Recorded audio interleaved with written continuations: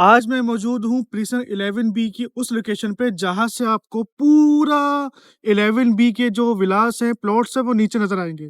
इसके बिल्कुल सामने ये आपको मस्जिद दिख रही है और ये प्रॉपर स्पोर्ट कॉम्प्लेक्स एरिया है जो आपको दिख रहा है। बिल्कुल इस पे ही मेरे पास ये सामने आप देख सकते हैं कॉर्नर का प्लॉट अवेलेबल है। इस तरफ से और इस तरफ से प्रॉपर वेस्ट ओपन ये कॉर्नर है और स्पोर्ट कॉम्प्लेक्स है। ये सामने आपको स्पोर्ट कॉम्प्लेक्स दिख रहा है जहाँ पे बच्चे बैठे हुए हैं और इसके बिल्कुल ये सामने 190 गज का प्लॉट है, लेवल का प्लॉट।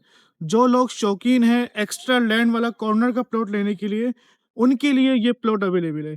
जहाँ से आपको पूरा 11B हर एक चीज़ आपको नीचे नज़र आएगी और आपका प्लॉट और आपका विला जब भी घर बनाएँगे आपको ऊपर नज़र आएगा। बहुत ही मुनासिब पैसों में मेरे पास ये अवेलेबल है। स्क्रीन पे मेरा नंबर शो हो रहा होगा, आप मुझसे राब्ता करें ताकि हम आपको ये प्लॉट परचेज़ कराएँ और बहुत ही सुपर लोकेशन का ये प्लॉट है।